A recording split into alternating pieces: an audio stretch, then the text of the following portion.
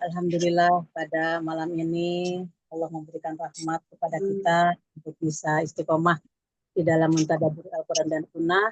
Mudah-mudahan thalab ilmi ini merupakan sarana bagi kita untuk mendapatkan ketakwaan dan keimanan, dan semoga Allah memberikan taufik kepada kita untuk bisa melaksanakan apa yang telah kita kaji dari minggu ke minggu, dan semoga kita dikasih bimbingan oleh Allah untuk bisa paham, dan semoga kita dikasih sehat oleh Allah. Amin ya Rabbal. Monggo Bu Susi. Ini baru bertiga kita. Dokter Wiwin belum hadir. Bunda-bunda yang lain belum hadir. Belum. Ya. Mana?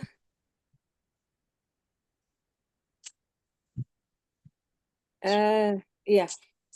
Ustazah, ini saya bacakan ini ya. Kita tentang hari ini. Ya. Tentang apa ini? Bulughul Mahram, bukan? Ya, iya Bulughul Mahram. Iya, iya. Bulughul Mahram yang 1069 ya, Ustazah. Dari Abdullah bin Amir bin Rabi'ah, dari ayahnya Shallallahu Alaihi Wasallam.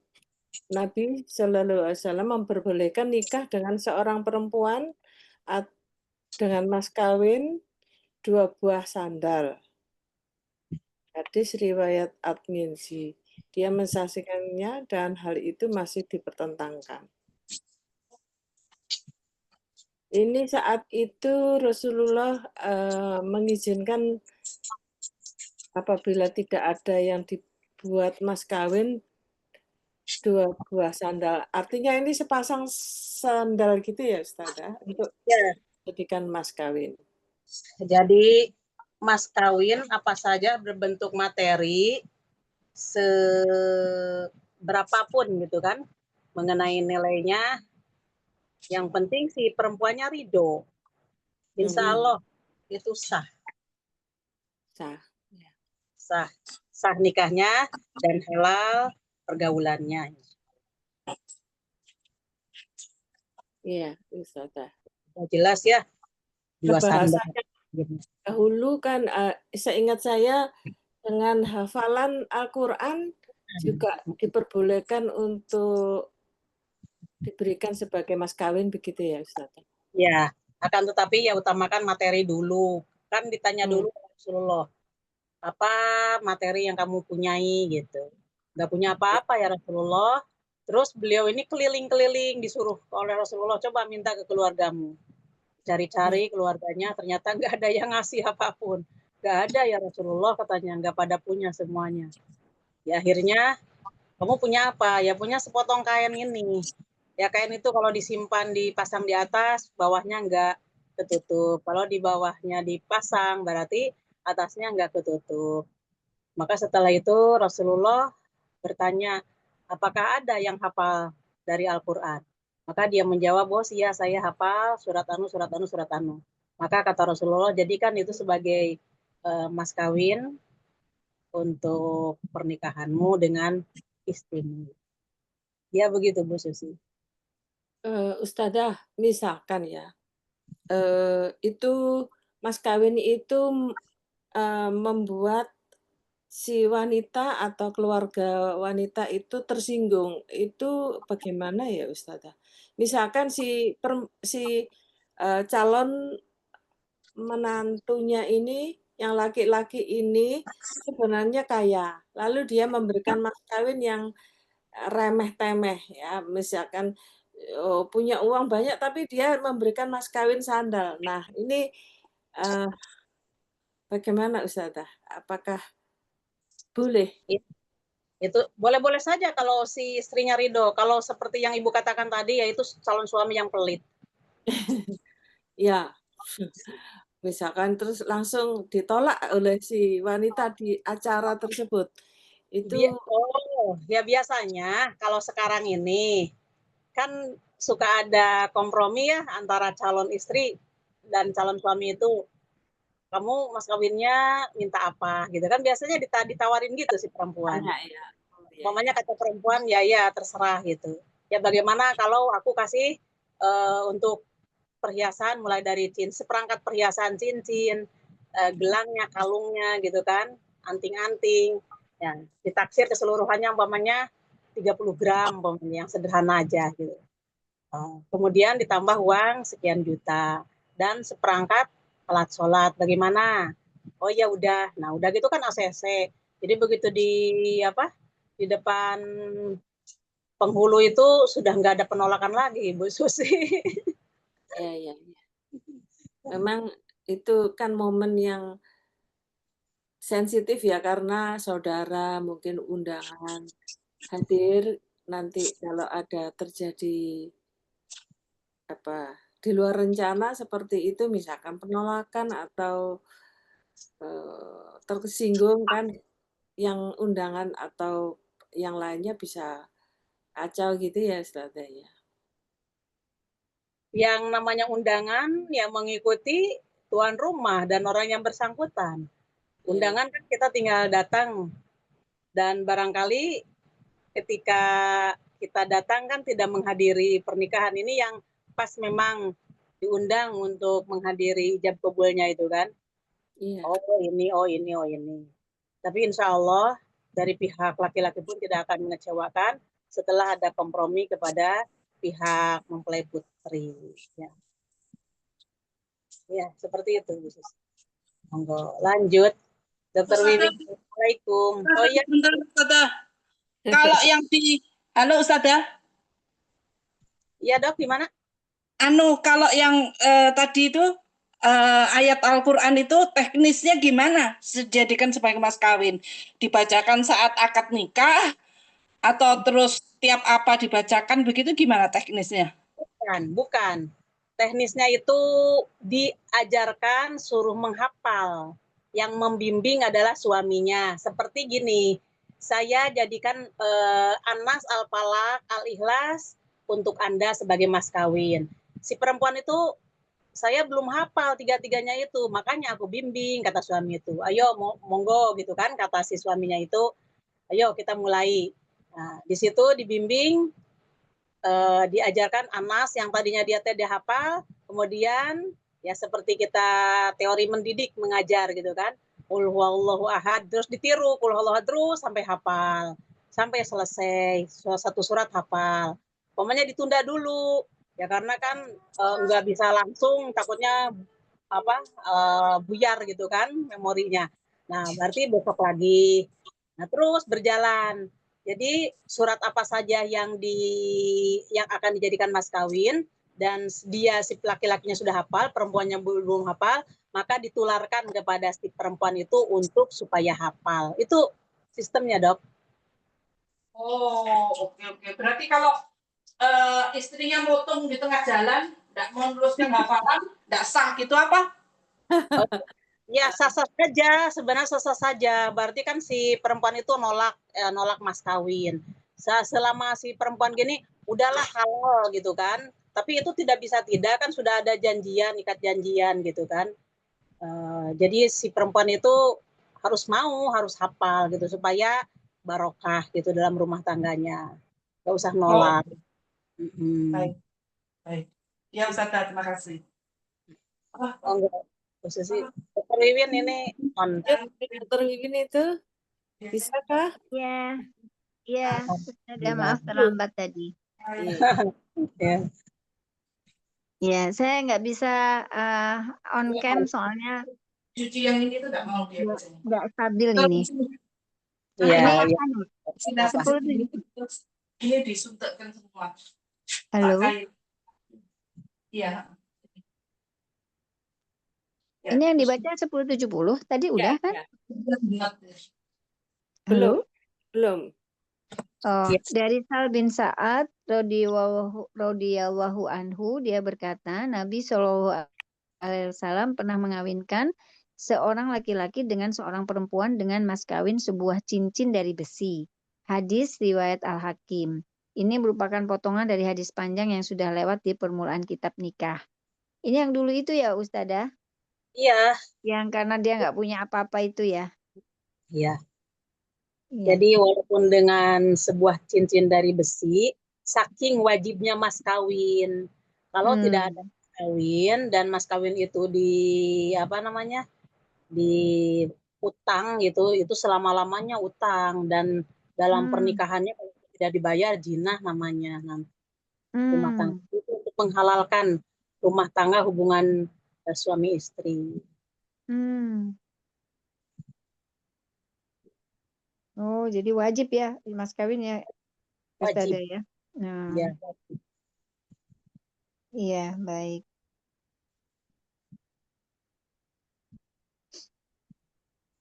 Berikutnya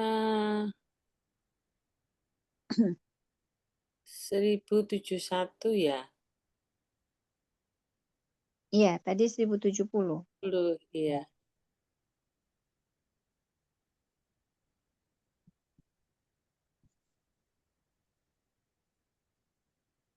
Saya. Monggo lanjut.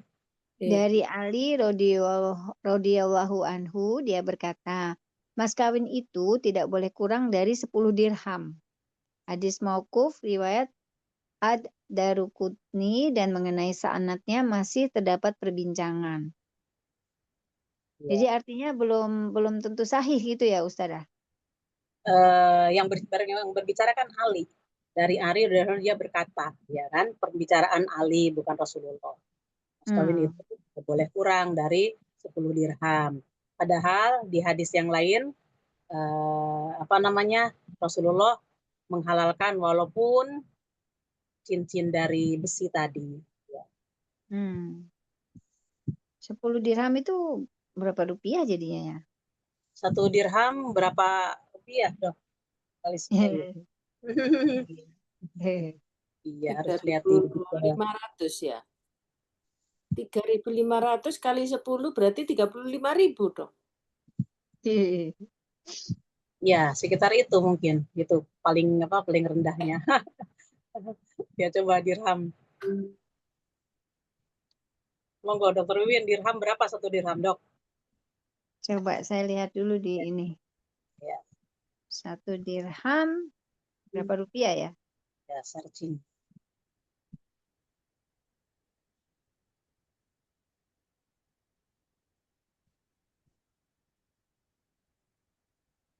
Tapi wong Rasulullah dulu bilang itu sampai ayat pun boleh itu 4.520. 4.520. Iya. Ya, kita anggap aja 1.000 lah biar gampang, biar mudah. 50.000. Ya. Ya. Ya halal, Dok. Ya. Ya pokoknya ya Ustazah, dia niat betul, dia pasti akan usaha gitu ya. Saking wajibnya apa, Mas kawin. Nggak boleh distang. Udah, monggo lanjut.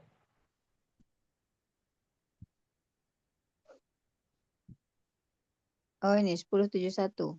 Siapa? Ya. Aku sudah bisa. Sudah bisa. Ya. Dari Uqbah bin Amir radhiyallahu anhu, dia berkata Rasulullah Shallallahu alaihi wasallam bersabda, sebaik-baik mas kawin ialah yang paling mudah. Oke. Oh. Yang paling mudah ya? Relatif ya, Dok? Iya, kalau orang kaya ya satu rumah mudah ya Ustazah. Mudah, betul. Tergantung. Hanya yang paling mudah itu yaitu bijaksananya sunnah Rasul ini mengandung hikmah yang besar gitu kan. Ya kalau umpamanya dia orang yang kaya, kata dokter tadi satu rumah ya mudah. Tapi bagi orang yang sebagai dia itu buruh ya paling apa gitu kan, seperangkat alat sholat gitu, itu paling mudahnya ya relatif. Monggo diserahkan kepada masing-masing nanti. Ya. Tidak ada pertanyaan, lanjut. Mudah-mudahan. Berikutnya ada Dokter Ana ya.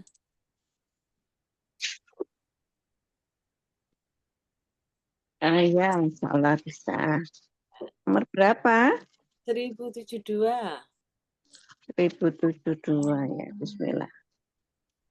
Dari Aisyah radhiyallahu anha bahwa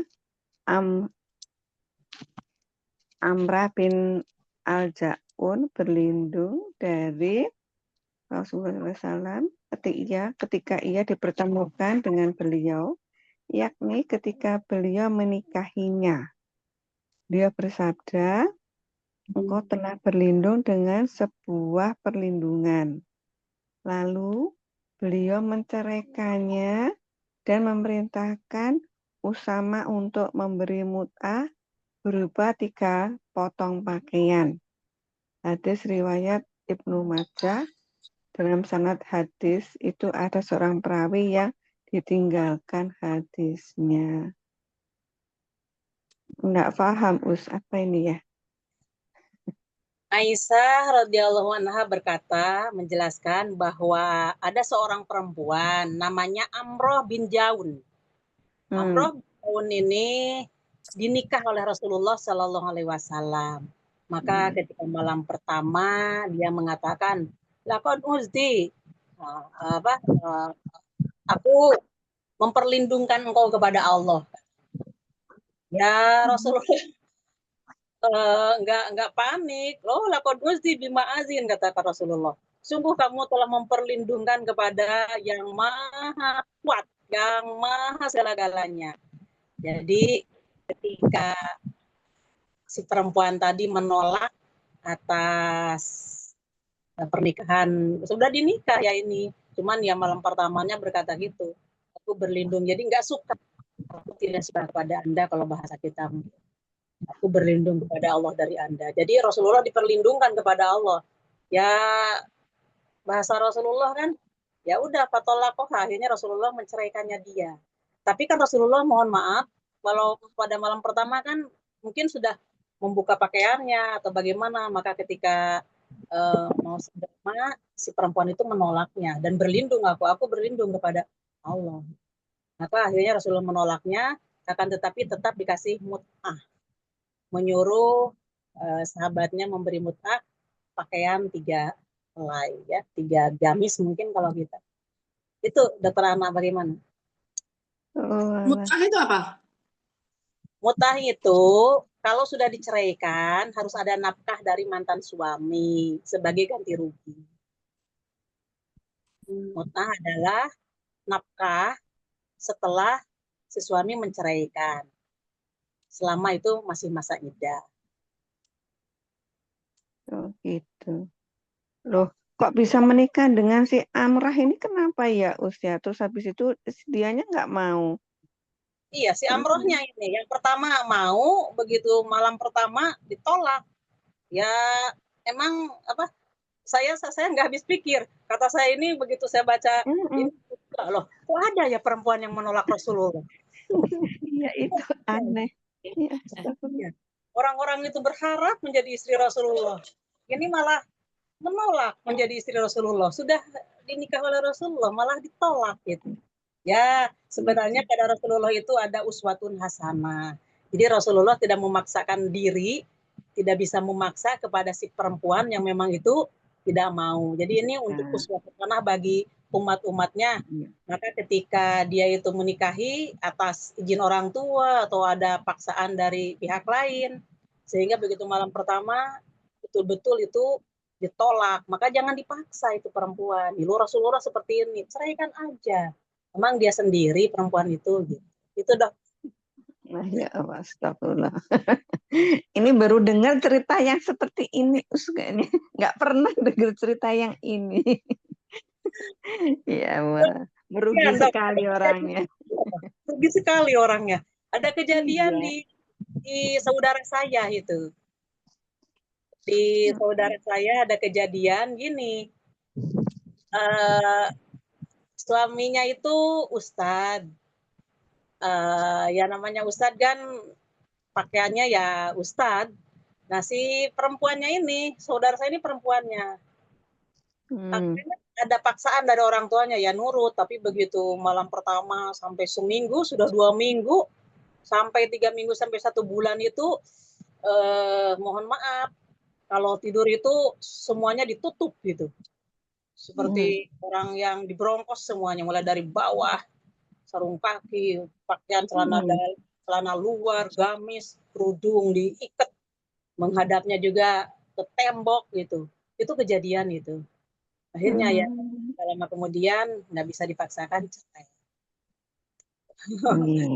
Itu masalahnya orang tua waktu itu yang Oh, senang iya. tapi anaknya itu tidak senang. Akhirnya orang tuanya itu sadar. Mulai dari saat itu, walaupun orang tuanya senang kepada calonnya itu dan dia itu paham agama, tapi ketika memaksa anak seperti itu akhirnya kan tidak bisa dipaksakan kehendak anak.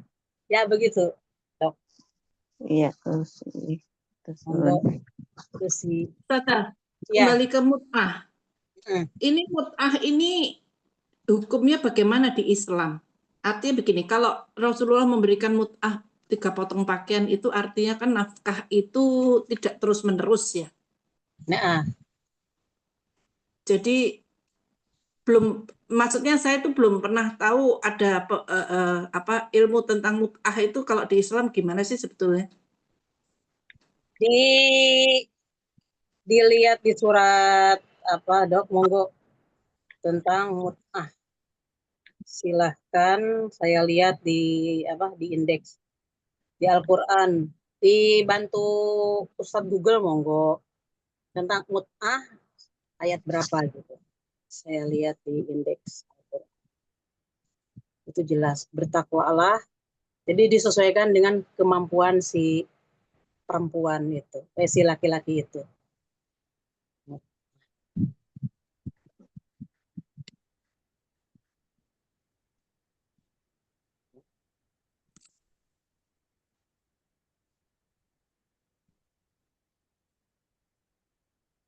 Untuk siapa yang duluan menemukan ayatnya.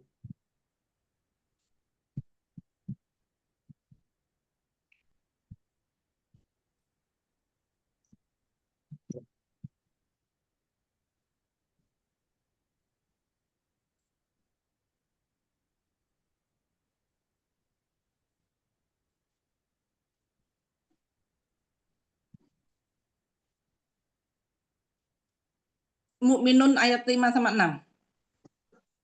Iya. Monggo dibaca. Tunggu dulu. Nah, Mukminun. Alah. Al-Mu'minun. kalau ini kan nikah mut'ah, bukan kayaknya. Apa? Beda lagi nikah mut'ah sama ini apa? Beda ya? Memberi mut'ah setelah apa? Setelah Cerai. ya.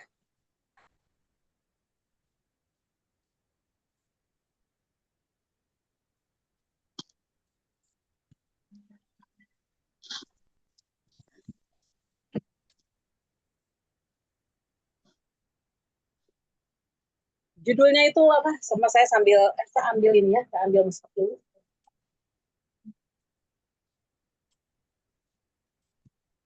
Apabila kalian menceraikan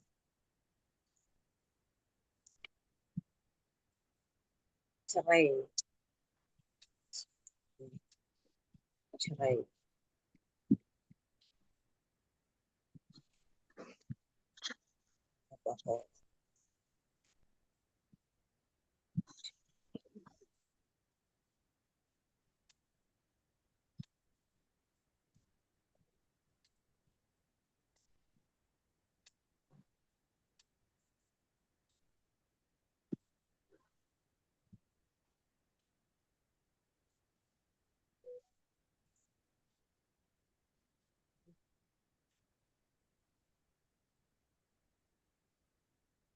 Hanya pada 2 surat, Al-Baqarah ayat 236 237. Dua tiga enam ya, Al-Baqarah 236. Iya, 236 237 sama Al-Ahzab 33 ayat 28 49 241. Ya, monggo Dok, 236 di Al-Baqarah. Buka Bunda semuanya, silakan di nyetok.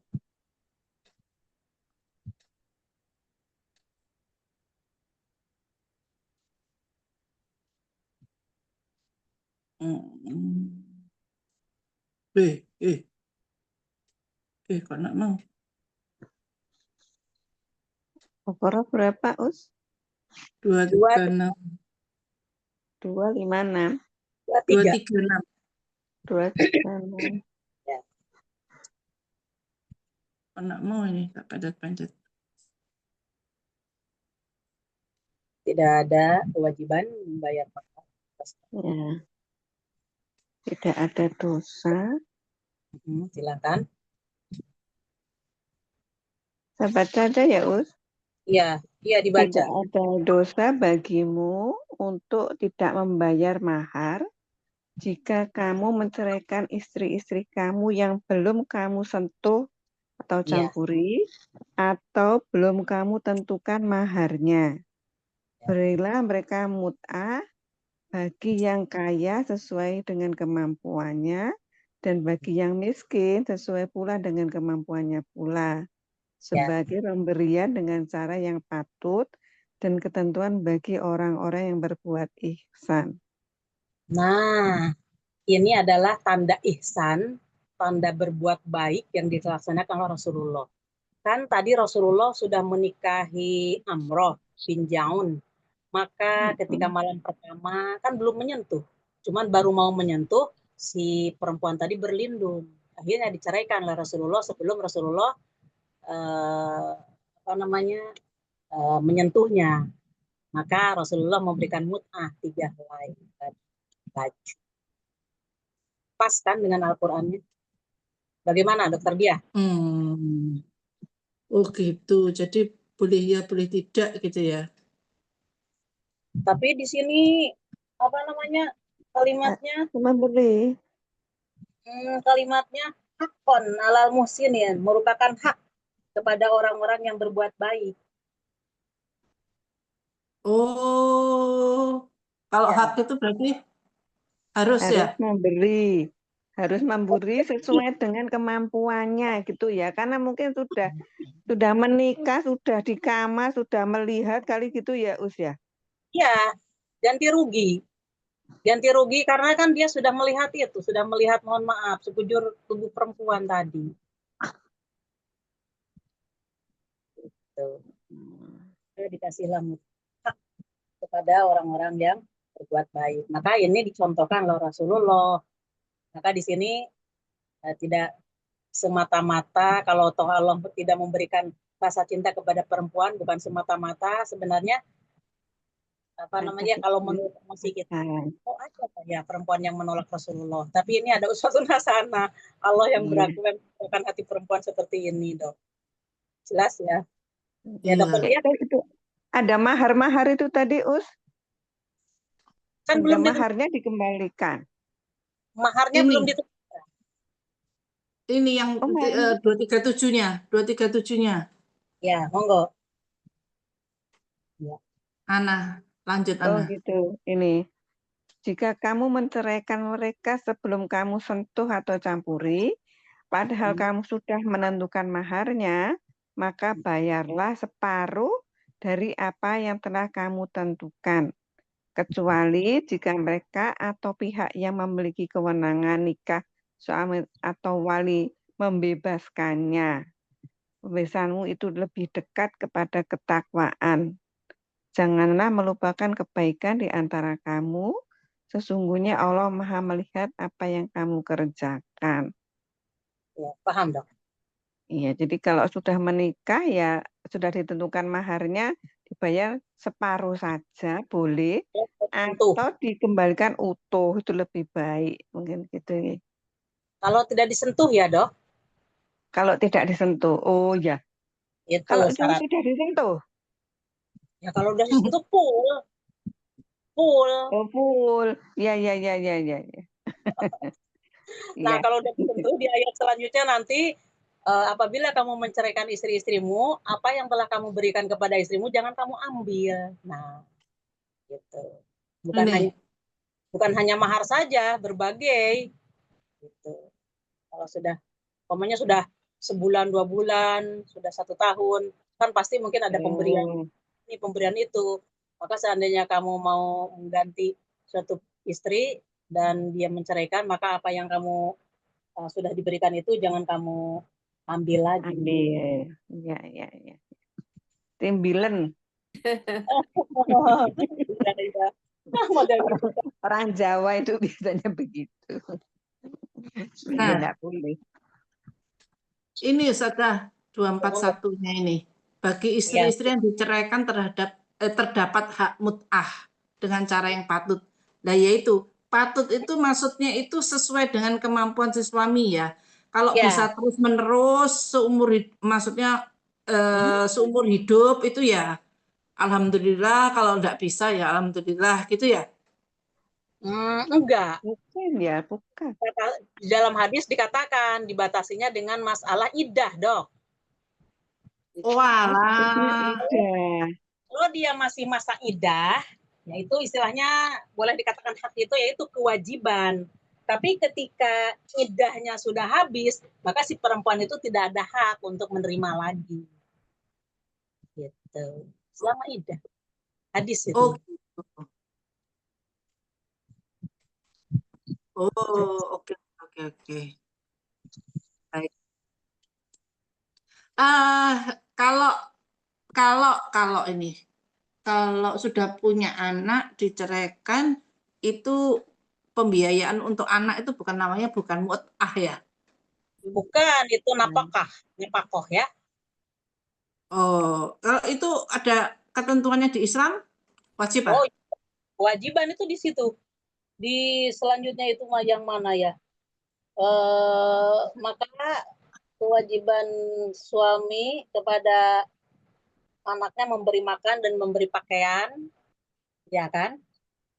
Selama si anak itu belum balik dan belum menghasilkan, kewajiban si ayahnya.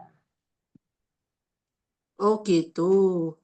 Tapi mohon maaf, realitanya sekarang ini begitu kasihan ya, istri dicerai, punya anaknya, si laki-laki itu sudah tidak tanggung jawab lagi. Kasihan sekali. Dan tetap walaupun dia menghilang si laki-laki itu, padahal dia masih punya tanggungan, pasti di hadapan Allah itu akan dituntut oleh Allah supaya membayar haknya tadi. Jadi si anak itu sama si istrinya itu nanti kan akan dipertemukan oleh Allah ketika di alam mahsyar nanti. Si suami itu kamu punya kewajiban, kok kamu enggak penuhi waktu di dunia. Maka kewajiban itu hak si anaknya itu maka akan diminta oleh anak.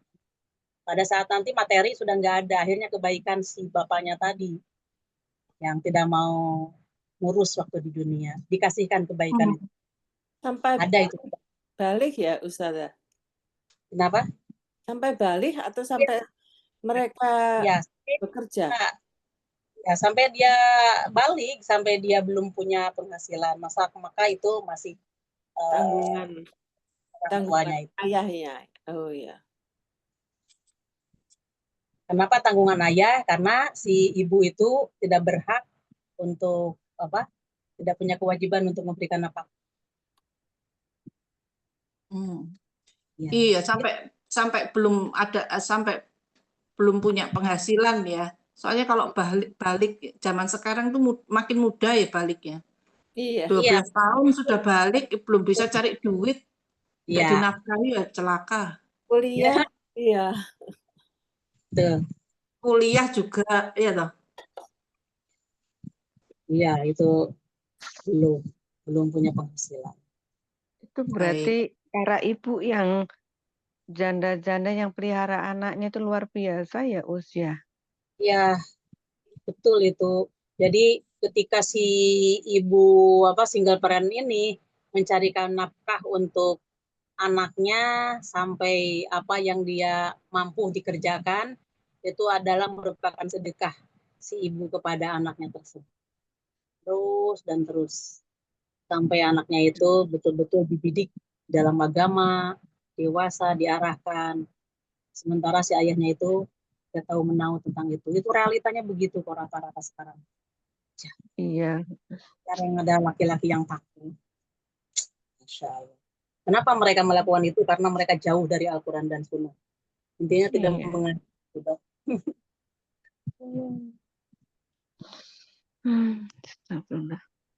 Lanjut, monggo. Ibu Susi. Baru Nomor 1074. Saya ya, baca ya. Dari Anas bin Malik radhiyallahu anhu, bahwasanya Nabi Shallallahu alaihi wasallam pernah melihat bekas kekuningan pada Abdurrahman bin Auf. Lalu beliau bertanya, "Apa ini?" Ia berkata, "Wahai Rasulullah, sesungguhnya aku telah menikahi seorang perempuan dengan mas kawin senilai 1 biji emas." Beliau pun berkata, "Semoga Allah memberkahimu. Adakanlah walimah walaupun hanya dengan seekor kambing." Muttafaq alaih. Oh, ini walimah apabila punya rezeki atau punya harta untuk mengadakan walimah begitu ya, Ustazah? Kalau istilah sekarang resepsi. Resepsi, ya. Jadi iya, istilahnya kita ini resepsi. Istilah Islam itu walimah. Jadi kita mengadakan woro-woro kepada kanan kiri supaya anak kita tidak menjadi fitnah, memberitahu secara tidak langsung bahwa putra kita itu sudah menikah atau sudah dinikahi.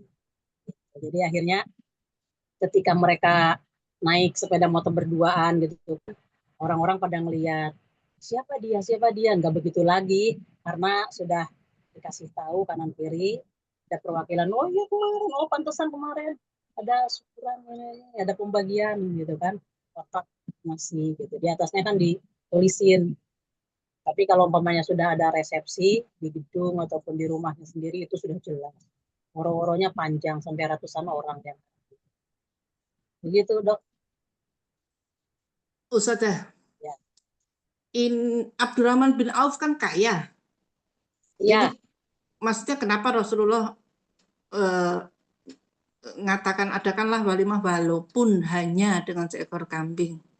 Ya, saking wajibnya walimah. Maksudnya meskipun orang kaya ya apa sedikit itu ya enggak apa-apa gitu ta? Oh iya, ya. Enggak apa-apa. Yang penting ya satu kambing itu kalau menurut orang sederhana kita itu sudah bisa disate berapa itu ya? Berapa tusuk sate gitu kan? Satu kambing. Tapi kita kan rata-rata kalau di gedung itu udah catering sekian gitu kan.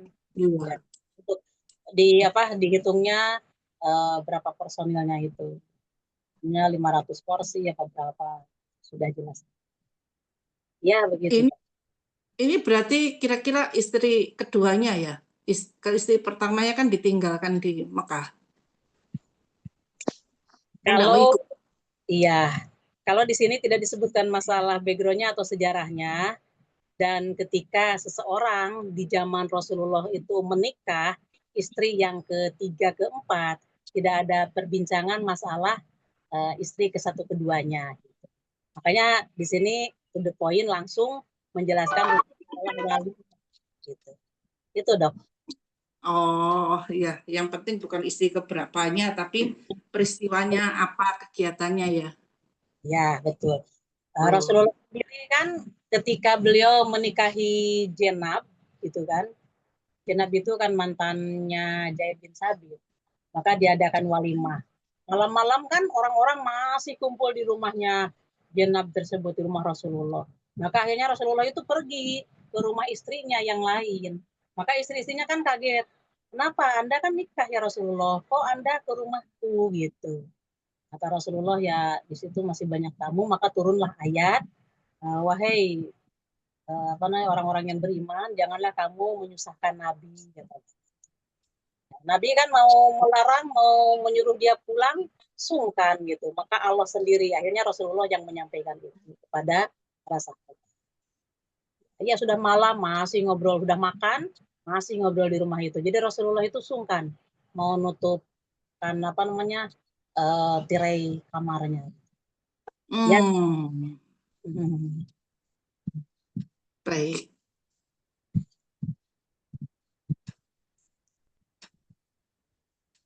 Siapa lanjutnya? Lanjutnya dia. Oke, dari Ibnu Umar radhiyallahu anhu dia berkata Rasulullah Shallallahu alaihi wasallam bersabda, apabila salah seorang di antara kalian diundang untuk menghadiri walimah, hendaknya ia menghadirinya. Muttafaq alaih. Kalau di riwayat Muslim, apabila salah seorang di antara kalian mengundang saudaranya, hendaklah mengundang tersebut baik itu undangan walimah, pengantin atau semisalnya. Iya. Oh, undangan walimah, undangan lain-lainnya. Ya, itu Hitam, ya. ada apa sunatan itu, kemudian undangan apalagi ya yang intinya makan. Ya langsung, ayo di sini ada acara makan-makan dengan diundang. Udah. Nah, kalau undangan ulang tahun padahal enggak merayakan ulang tahun gitu menjadi wajib dihadiri apa tidak kayak gitu? Undangannya Tidak. Karena ulang tahunnya itu merupakan sesuatu yang tidak ada di Islam. oh. Kalau undangan 50 tahun perkawinan Tidak boleh. ada di mohon maaf, tidak ada di Islam pernikahan emas atau pernikahan perak. Tidak ada. Itu adalah budaya selain Islam. Jangan ditiru. Tidak ada pembaharuan pernikahan di Islam. 1 sampai akhirat. Nggak ada. Jadi yang itu enggak wajib didatengin ya? Ya, nggak perlu. Dan kita sebagai orang yang sudah paham tentang itu, nggak perlu kita mengadakan demikian. Kalau kita ada rezeki, saya mau syukuran, tapi niatnya syukurannya nggak usah nggak usah ditekankan ke masalah saya ini 25 tahun ini nikah, saya mau syukuran, itu nggak boleh, karena niatnya tadi disangkut pautkan ke dalam masalah 25 tahun itu atau 50 tahun itu. Nggak usah. Ketika pas ini ada rezeki banyak, alhamdulillah, saya ingin ngundang teman-teman saya, yuk ke rumah gitu kan, maka di situ diadakan makan bersama. Itu aja. Insya Allah itu enggak usah pakai dalam rangka begitu, enggak usah ya? Ya dalam rangkanya, alhamdulillah dalam rangka ada rezeki, alhamdulillah pas saya ada rezeki dari Allah, saya ingin bagi-bagi rezeki, tapi enggak kirim-kirim, tapi saya mengundang. Gitu dong. Jadi enggak boleh tadi undangan apa ulang tahun, undangan 50 tahun pernikahan. Kalau undangan lulus kuliah atau naik pangkat kayak gitu? Oh boleh, nggak apa-apa. Itu kan pribadi dan bukan bukan ritual di masyarakat, tapi itu adalah pribadi. Syukuran kita gitu kan. Syukuran sesama manusianya bagi-bagi makan. Oh, kalau yang undangannya itu sudah menjadi semacam ya kebiasaan apa kayak gitu, itu yang enggak boleh ya? Ya, jadi disunahkan itu nantinya. Nggak boleh. Dan lirik di Islam itu ada nggak seperti itu? Tidak ada. Atau undangan 7 bulanan, nggak perlu datang. Undangan apalagi ya yang berkaitan dengan masalah ritual-ritual yang tidak ada di Islam. Oh, kalau undangannya 4 bulan itu, Us. Oh, nggak ada di Islam itu, nggak ada 4 bulan, nggak ada 7 bulan. Nggak ada ya? Nggak ada. Jangan diada-adakan, nanti jadikan sunnah. Soalnya yang 4 bulan itu adalah pelarian dari 7 bulan. 7 bulan sudah tidak ada, sudah tidak adakan. Maka akhirnya ngambil 4 bulan. Kenapa mengambil 4 bulan masyarakat itu? Karena ketika 4 bulan itu kan ruh mulai masuk kan, dimasukkan. Malaikat. Maka ketika itu diadakanlah 4 bulanan. Ya kalau umpamanya 4 bulannya tidak memasyarakat dan tidak ada ritual seperti itu di keumuman, ya silahkan aja. Tapi itu ternyata yang begitu hamil satu ini 7 bulanan, 4 bulanan, yang lain 4 bulanan, yang lain 4 bulan terus, itu yang tidak boleh, disunahkan. Islam tidak mengajarkan itu, lebih baik kita nggak usah. Oke. Saya kok lupa tadi mau nanya apa. Jadi saya ini ya Ustazah, kita tidak merayakan, kita tidak mengadakan, tapi kalau kita diundang itu boleh datang. Nggak perlu kalau memang itu ritual tidak sesuai dengan Islam, Dok. Kasih. Monggo. Hmm, Iya, monggo, Dok. Gimana, Dok? iya, iya. Tadi mau nanya apa lupa saya. Ya sudah, lewatin aja sudah.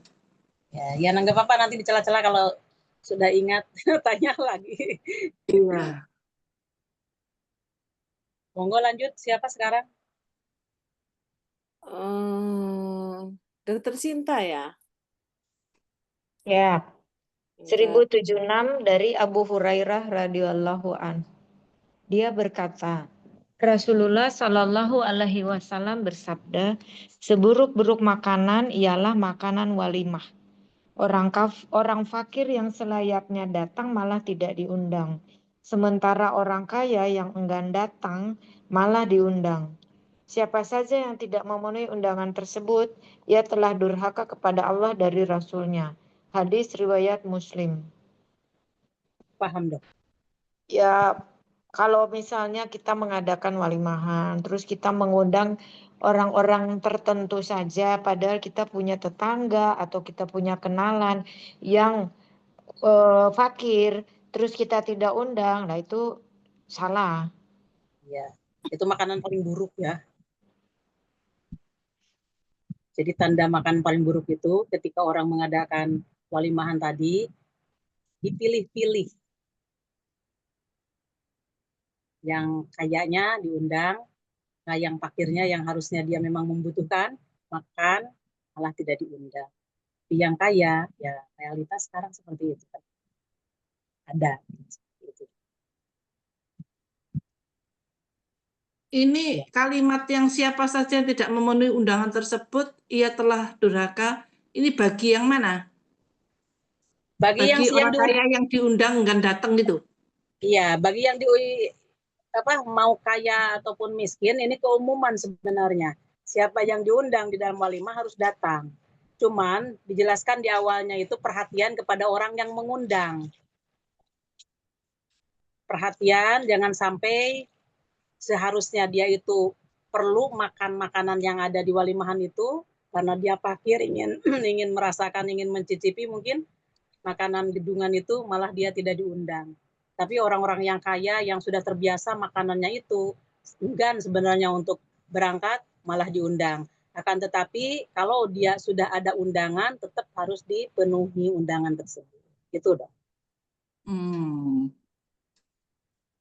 Baik.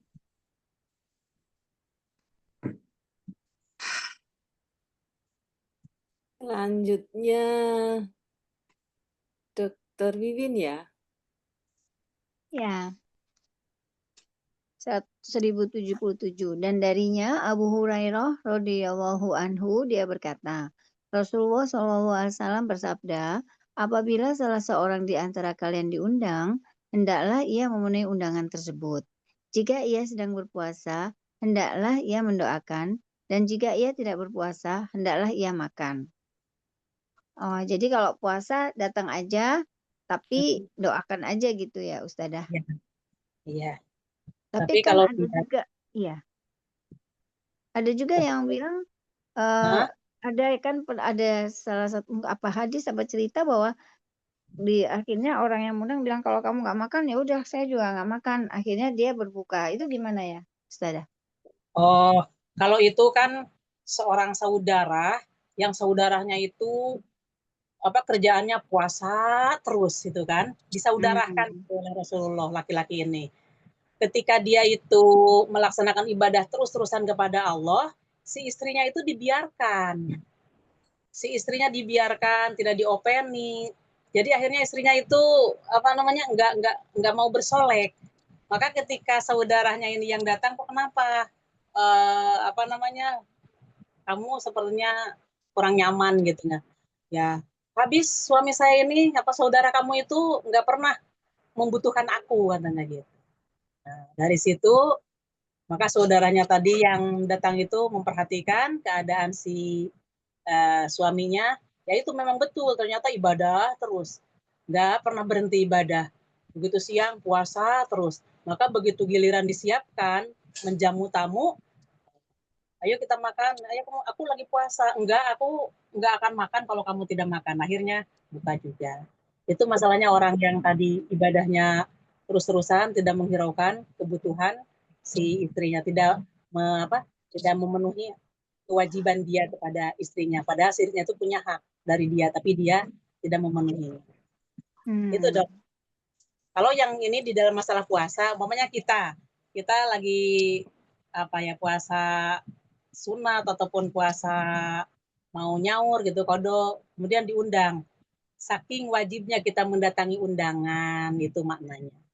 Jadi datangi aja, nanti begitu umpamanya kuat menahan tidak makan, ya udah katakan maaf ya saya puasa, berdoa aja. Tapi kalau umpamanya dia lah ini kan puasa hari Senin, saya akan buka aja, boleh seperti itu. Monggo, tergantung situasi kondisi di situ. Monggo.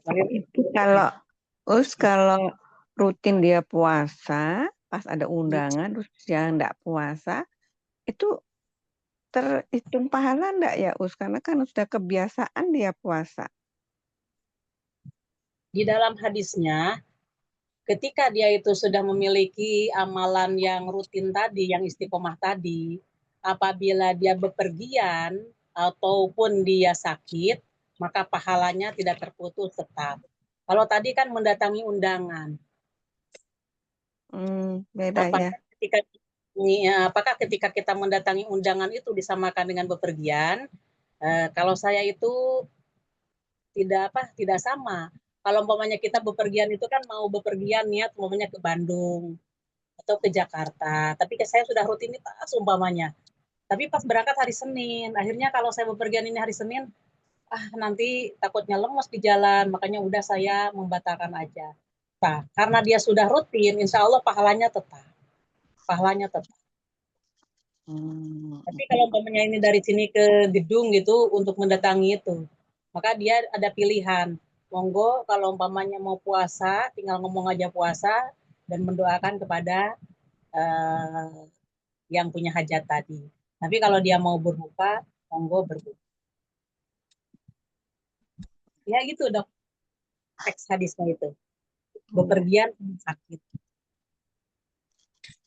Ya, Ustazah, hadis yang jika sedang puasa sunnah yang bukan wajib ya, atau nyaur yang wajib, maksudnya yang sunnah itu, kalau diajak makan itu kalau kita membatalkan puasa itu tetap dapat pahalanya, terus juga dapat makan, artinya dapat dua ya keuntungan, ya makan tapi dapat pahala puasa, begitu ya? Ya. Tapi kalau kasus di 1077 ini, itu kan undangan itu biasanya tidak mendadak ya. Kita sudah tahu. Itu ini menjadi pilihan ya, puasa apa enggak gitu ya. Ya, betul. Karena kan hari ini enggak pas kita lagi puasa langsung datang undangan yang enggak. Ya, ada jarak seminggu gitu kan. Ya, saya puasa. Jadi enggak bisa kalau dalam kasus undangan itu enggak bisa diatur aku diundang, aku tak puasa biar dapat pahala puasa juga, ada pahala makan ya dapat gitu ya, enggak juga gitu ya. Iya, enggak. Iya. Oh iya. Oke.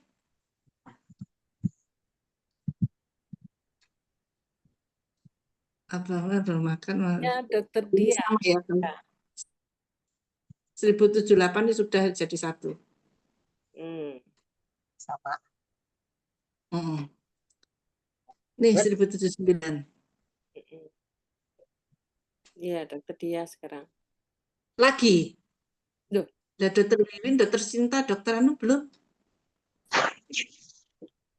Barusan ya? Tadi aku barusan baca. Oh, iya. Aku lagi dah. Dokter Ana ya? Aku aja. Iya. Ya. 1079 dari Ibnu Mas'ud radhiyallahu anhu, dia berkata, Rasulullah SAW bersabda, makanan walimah pada hari pertama adalah wajib.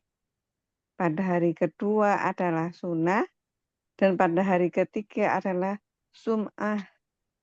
Ia ingin mendapatkan pujian dari nama baik.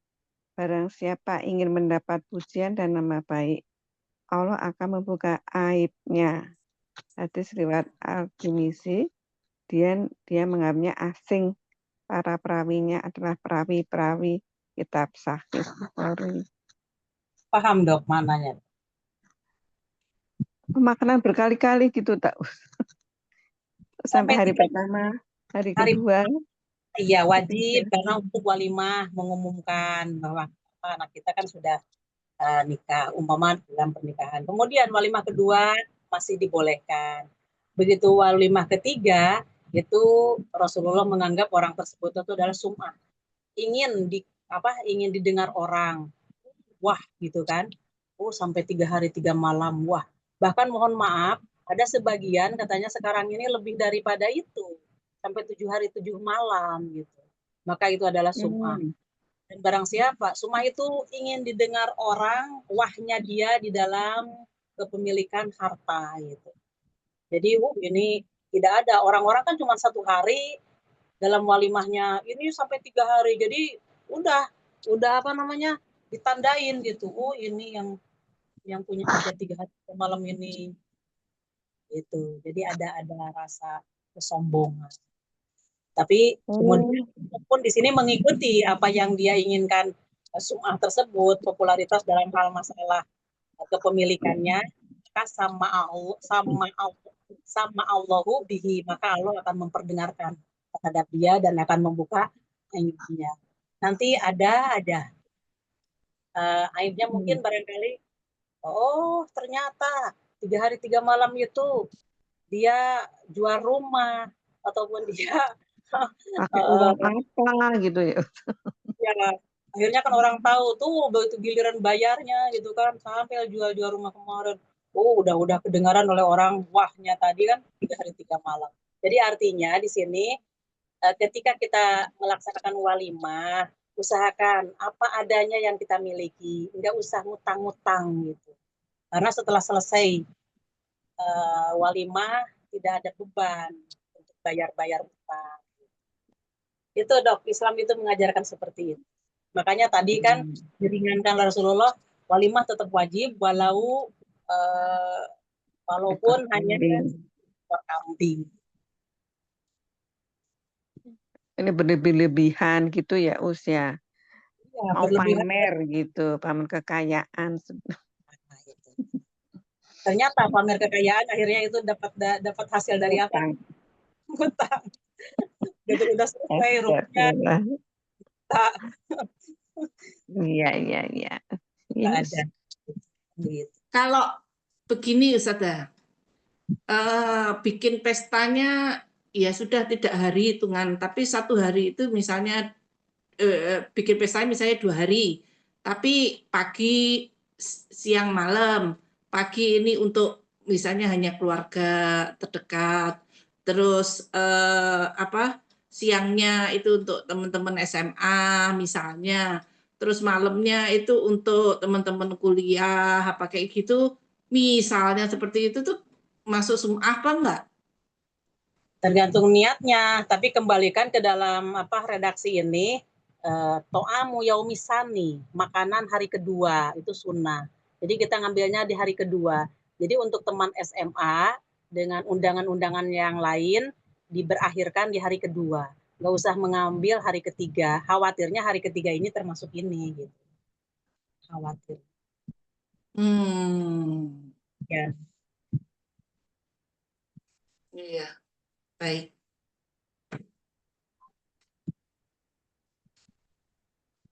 Monggo lanjut. Siapa? 80 sudah ya? Ini, cuma ini doang. Oh iya. 81 Dokter Sinta ya. Oke. 81. 1081 ya. Dari Safiyah binti Syaibah radhiyallahu anha. Ia berkata, Nabi Shallallahu Alaihi Wasallam pernah mengadakan walimah terhadap sebagian istrinya dengan 2 mud.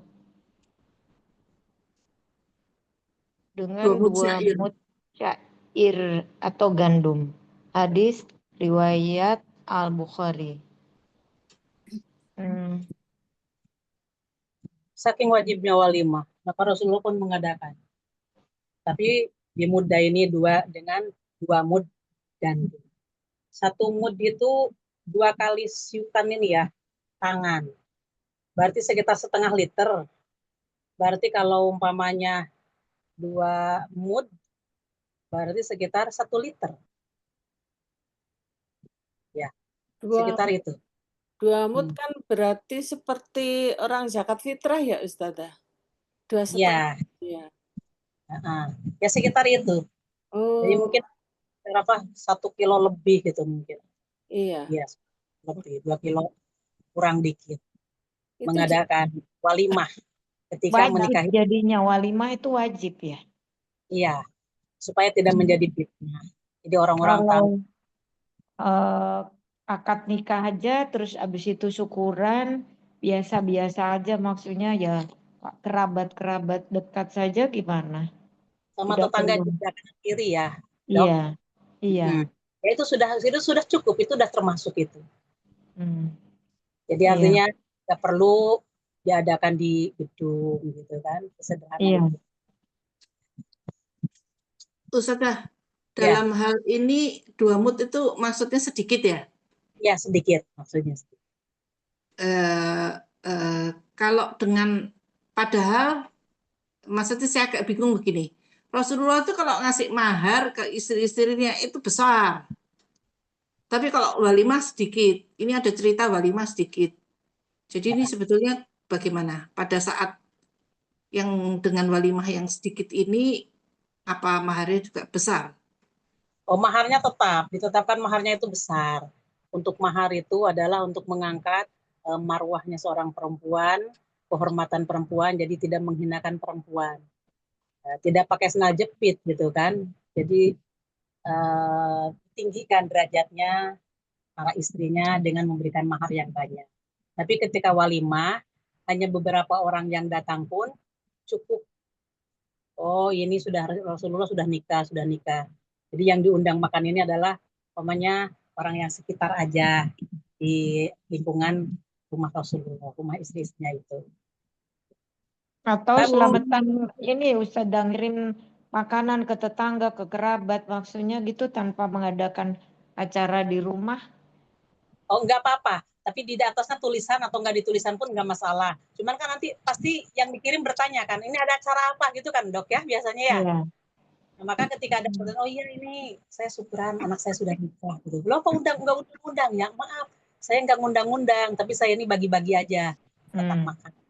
Oh, orang terima kasih. Oh, jadi udah tahu. Itu termasuk walimah gitu.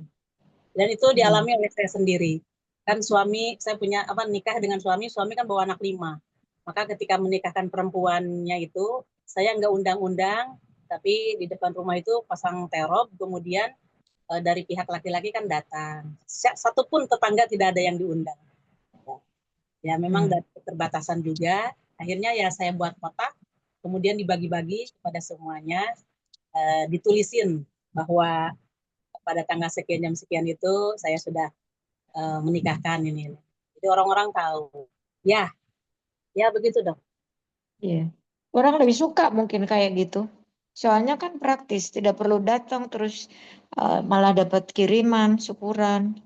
Iya, senang seperti itu. Dan kita tidak terlalu mengharap apa yang Zaman Covid kita gitu. praktisnya itu betul itu. Tidak ada beban. Lagian kalau di sini di saya ditegur. Ketika ada orang membawa sesuatu ke rumah saya ditegur sama saudara dari pihak suami. Mbak, nanti kalau ada acara di sana katanya, Mbak itu harus mengembalikan ini. Kan dia datangnya bawa gula sekian, bawa ini sekian. Loh, emang ini saya ngutang kata saya gitu. Ya memang adatnya di sini seperti ini. Ya kalau tahu gini ya udah harusnya ini dibawakan lagi kepada orang itu. Saya baru tahu itu begitu ke Jawa Timur itu begitu sistemnya. Oh gitu. Tapi itu juga kan nggak semuanya suku tertentu gitu. Oh alah. Ya kalau nggak ya, nggak usah datang. Dan saya juga tidak mengharapkan sampai eyel-eyelan. Pernah itu terjadi sama saya. Malah Berarti memberatkan ya. Iya. berarti banyak juga yang kebalik ya. Artinya pestanya itu dibuat yang heboh, tapi maharnya minimal. Seperangkat alat sholat. Ya, gitu. Maksudnya Ada perangkat alat sholat itu kan secara nilai rupiahnya itu kan kecil. Tapi pestanya yang dibuat meriah.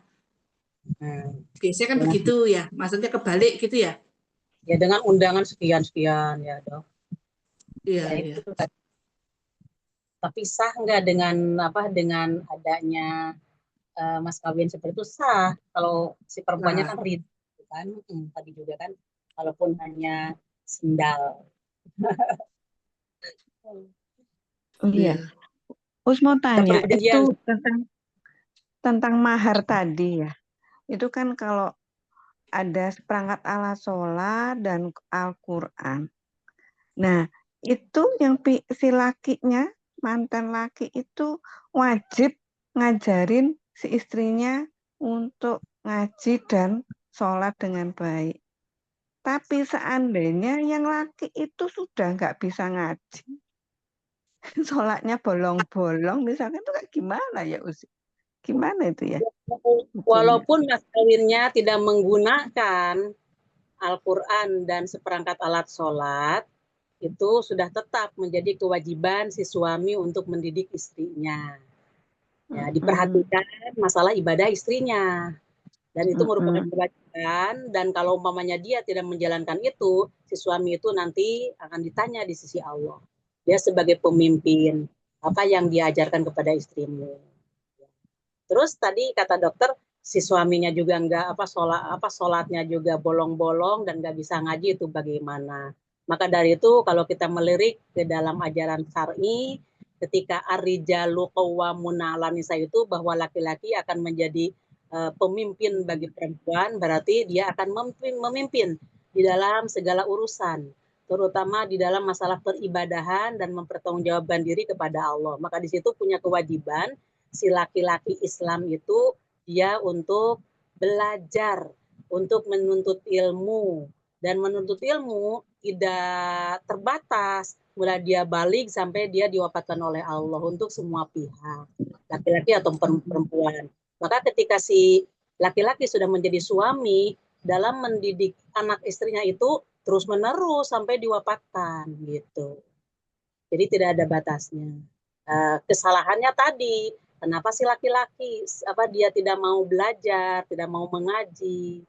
Akhirnya ketika dia itu nikah malah menyerahkan seperangkat alat sholat sama Quran, sedangkan dia sendiri gitu. Jadi itu mungkin mengikuti kebiasaan-kebiasaan yang dilakukan oleh orang.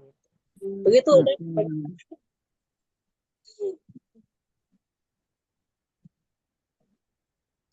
Kalau nggak bisa mendidik, nggak bisa ngajarin, itu sudah tanggung jawab suami ya, Usia. Ditanyain nanti di sana. Iya, ditanya di akhirat. Kullukum ra'in wa kullukum mas'ulun an ra'iyatihi. Setiap kalian itu adalah pemimpin. Maka akan ditanya oleh Allah ketika apa yang diajarkan kepada yang dipimpinnya itu. Memperlakukan seperti apa.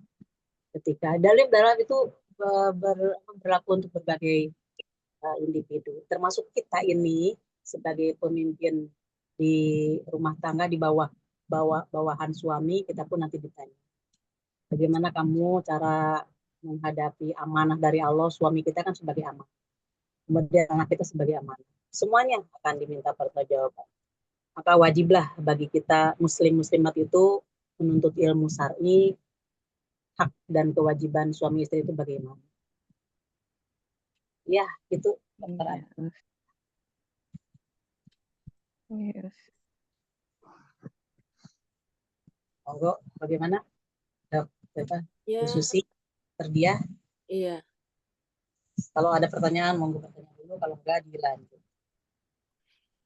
Ya, berikutnya Wiwin ya, Dr. Wiwin.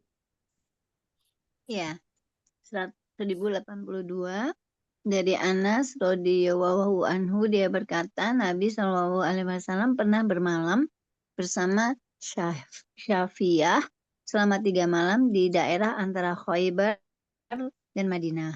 Lalu aku mengundang kaum muslimin menghadiri walimahnya. Dalam walimah itu tidak ada roti dan daging, yang ada ialah beliau menyuruh membentangkan tikar kulit, lalu di atasnya diletakkan buah kurma, susu kering, dan samin. Muttafaq alaih, dan lafaz ini menurut riwayat Al-Bukhari. Oh, jadi maksudnya waktu itu Nabi menikah dengan Syafiyah, kemudian walimahnya hanya berupa kurma, susu, dan samin ya, Ustadzah? Iya. Begitu Iya. sederhananya ya. Kita sekarang aduh sampai beratus-ratus, bermiliat-miliat. Di Rasulullah itu ada uswatun hasanah. Padahal Rasulullah sebenarnya kaya kan ya, Ustadzah ya? Ya. Tapi kalau beliau mencontohkan mewah, nanti umatnya Iya, akan lagi. betul. Artinya Rasulullah wajib, saking wajibnya, bahkan dengan sederhana pun tidak apa-apa gitu ya. Ya. Kita ngundang BCL ya. Saya tuh ponsel gitu ya. Ya ampun, ya ampun. Salah kita ini sudah. Ya maka dari itu kan biasanya mohon maaf ya Dok, begitu sudah selesai pesta, hutangnya banyak, udah anaknya sudah punya cucu, orang tuanya itu masih punya tanggungan ke bank. Insya Allah. Pinjamnya berapa? Nggak kecil, 50 juta. Bagi orang yang sederhana kan penghasilan 50 juta mengandalkan dari gajian yang sederhana itu, Masya Allah. Dan nyewa gedungnya juga.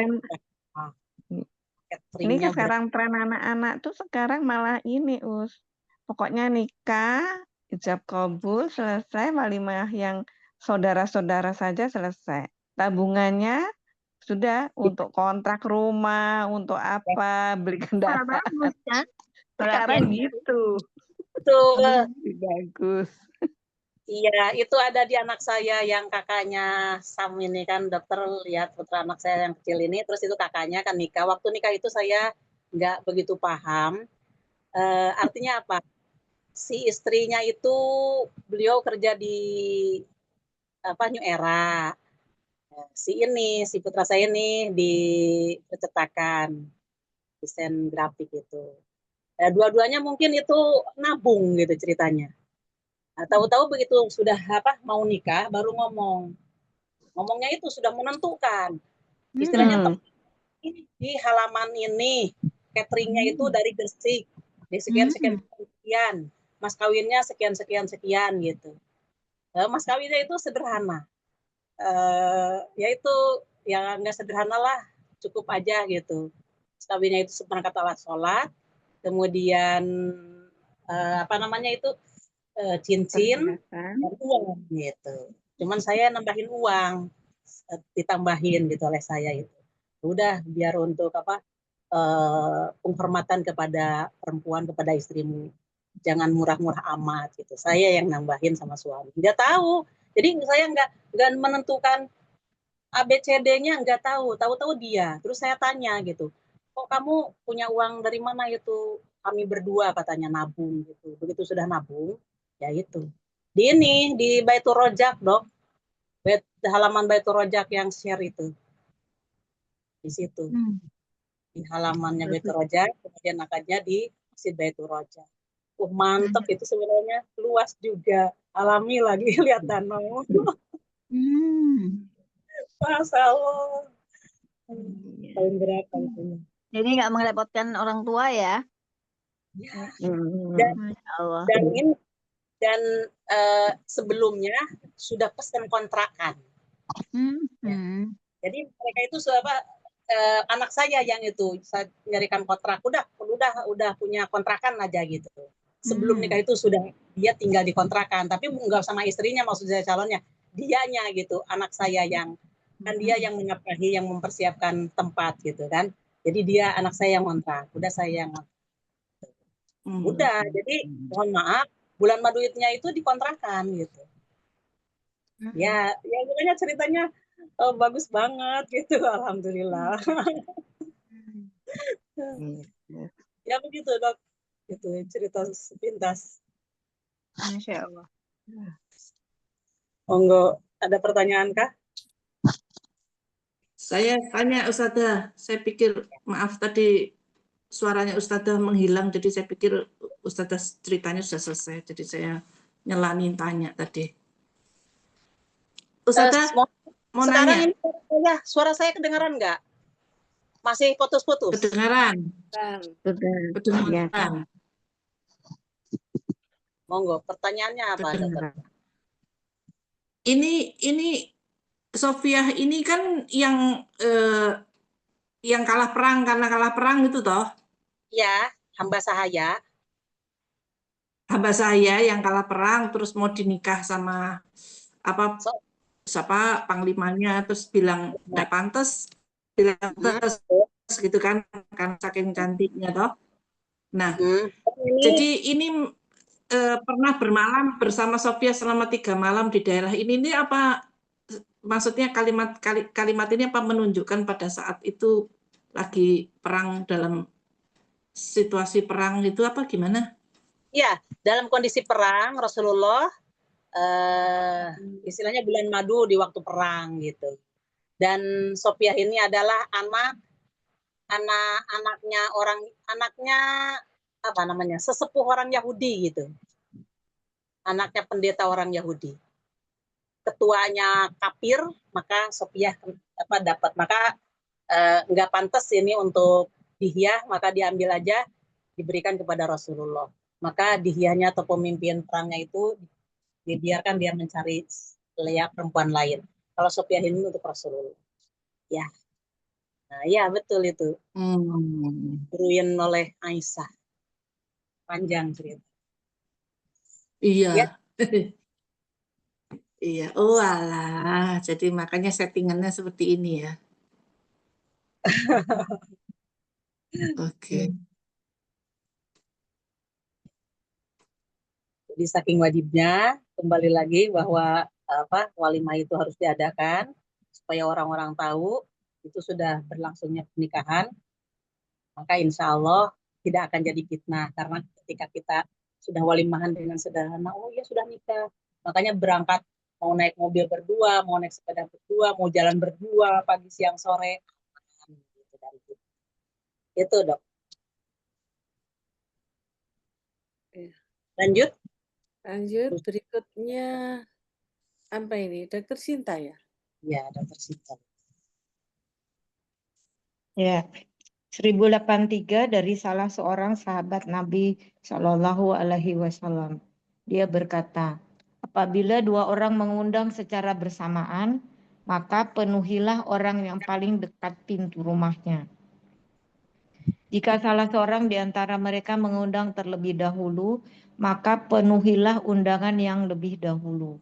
Hadis riwayat Abu Daud dan sanadnya lemah.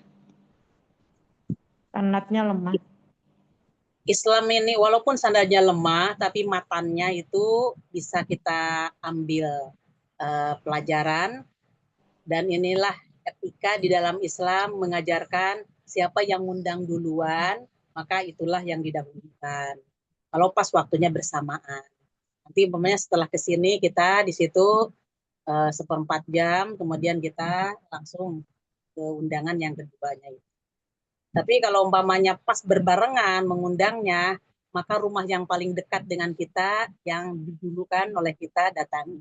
Sampai seperti ini Islam mengajarkannya kepada kita. Tidak ada yang satunya di luar kota, satunya di kota yang sama. Gimana? Ya monggo. Itu sebaiknya bagaimana supaya tercapai dua-duanya. Sistemnya itu mungkin diserahkan kepada dokter kalau ada kejadian seperti ini. Ini cara pengambilan keputusan sepertinya ya. Jadi yang pertama diambil prioritasnya adalah yang terdekat. Kemudian kedua itu dipilih yang lebih dulu, yang mengundang gitu begitu ya, Ya, Ustaz? siapa yang ngundang duluan? Hmm, Maka datangilah.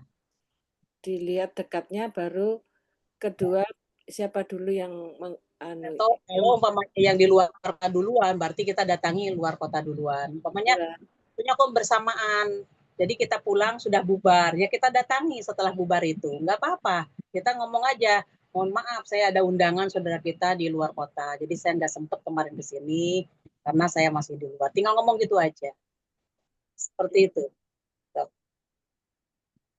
Nggak titip. Titip amplop. iya. Ya, ya seperti itu. Tapi kan penekanannya itu datangi. Ya tidak didatangi dengan fisik, mungkin dengan yang dikatakan Dokter Sinta tadi. Meskipun yang di luar kota itu bestinya ya, ternyata dekat rumah mengundang Didahulukan. juga ya. Jadi dahulukan tetangga yang dekat ya. Ya, kalau bertepatan undangan. Lanjut. Terima kasih, lanjut. Berikutnya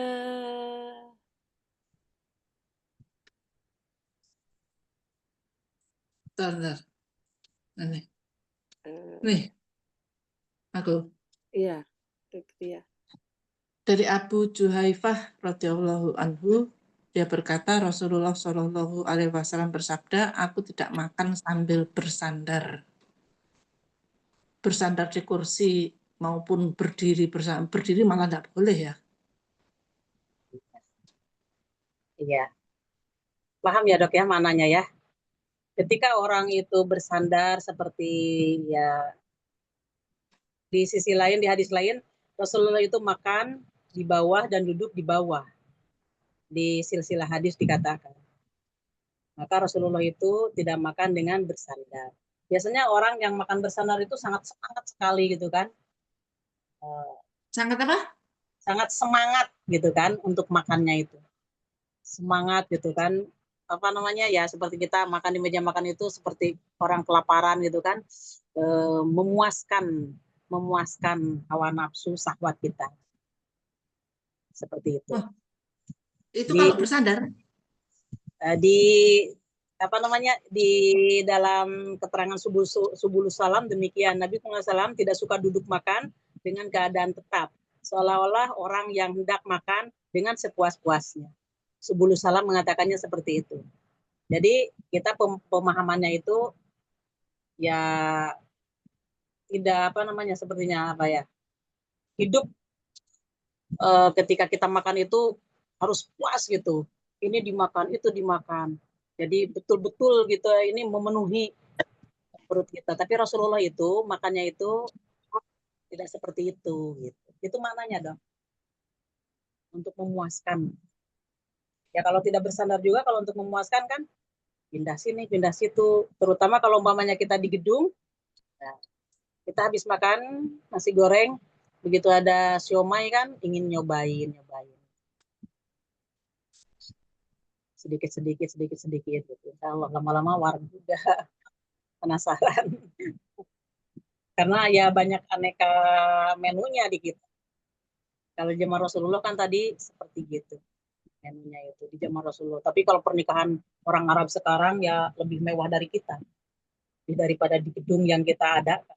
Kalau orang-orang sekarang ada Arab itu. Bagaimana Dokter Dia? Oh, maksudnya bersandar ini itu tidak makan kayak orang kelaparan begitu ya? Atau kalau kayak orang rakus gitu ya? Nah, iya, betul. Oh, alah.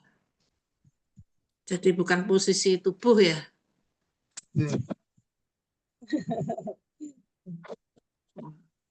Iya.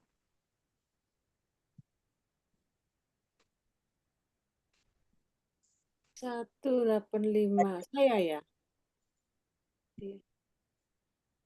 Dari Umar bin Abi Salamah radhiyallahu anhu, dia berkata, Rasulullah Shallallahu Alaihi Wasallam pernah bersabda kepadaku, wahai anak kecil, bacalah Bismillah dan makanlah dengan tangan kananmu, serta makanlah apa yang ada di dekatmu. Ini sopan santun ya Ustazah? Ya, sopan santun, tapi ketika kita melaksanakan ini jadi ibadah nanti. Jadi Kalau ibadah. sabda Rasulullah, wahai anak, ini putranya Abi Salamah ya, Umar, dia masih kecil. Maka kata Rasulullah, hei anak, ketika makan ucapan basmalah. Sebagaimana kita ini pelajarannya ketika kita mau makan awali dengan Bismillahirrahmanirrahim dan makannya dengan tangan kanan.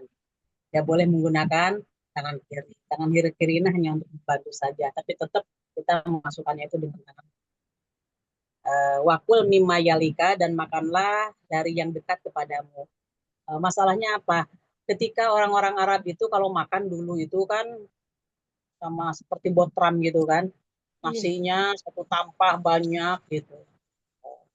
Maka ketika makan itu yang ada di depan aja dulu.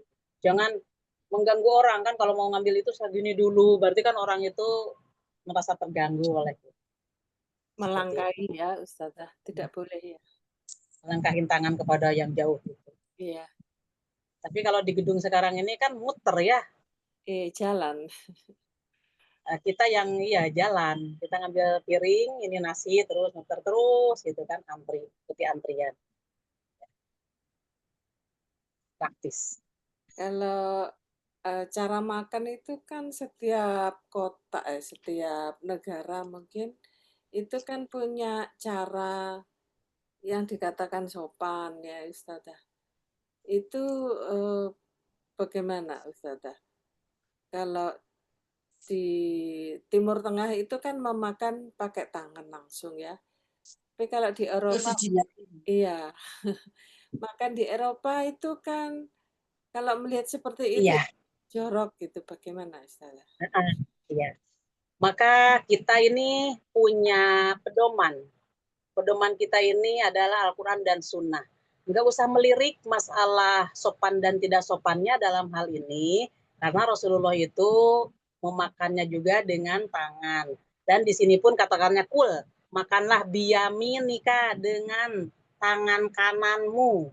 Tidak ada istilah dengan garpu, dengan mu'alaqah, dengan apa saja, dengan sendok tidak disebutkan. Jadi makan itu dengan, makanya kalau habis makan itu kan ada istilah jilat-jilat lah gitu. Jadi ketika ini perintah dari Allah dan Rasulnya, mungkin di sini ada sesuatu yang tidak dimiliki, yang tidak keluar dari sendok dan garpu.